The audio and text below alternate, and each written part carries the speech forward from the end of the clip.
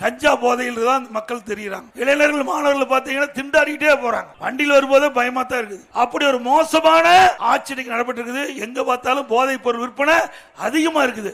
காலையில அறிவிச்ச சண்முகநாதன் அவர்கள் ஒரு வணிக நிர்வாகிகள், தொழில் அதிபர்கள், அதுபோல இன்றைக்கு நம்முடைய ஃபாதர் பிஷப் எல்லாம் கலந்துக்கிட்டு அதுல சொன்னாங்க, பள்ளியில் படிக்கிற பையங்களாம் பயமா இருக்குதுங்க, எல்லாமே போதைக்கு அடிமையாயிட்டாங்க, இதையெல்லாம் நீங்க திருத்த வேண்டும் சொன்னாங்க. நானும் அவர்கிட்ட சொன்னேன், நான் சட்டமன்றத்தில் பல முறை இந்த கஞ்சா போதை தடுக்க வேண்டும், போதைப் பொருள் நடமாட்டத்தை அறவாக தமிழகத்திலே ஒழிக்க வேண்டும் என்று நான் சட்டமன்றத்திலே பேசினேன். ஆனால் இன்றைக்கு இருக்கிற முதலமைச்சர் அது காது கொடுத்து கேட்கவில்லை. என்ன செய்வது?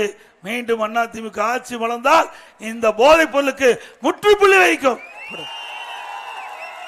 போதை ஆசாமிகளால் தான் கொலை, கொள்ளை, திருட்டு, வழிப்பறிவு, பாலியல் சீண்டல் நடைபெறுவதற்கு காரணம் இந்த கஞ்சா போதை. மற்ற போதைப் பொருள் பயன்படுத்துவதால் இளைஞர்கள், மாணவர்கள், பொதுமக்கள் சீரழிகிறார்கள்.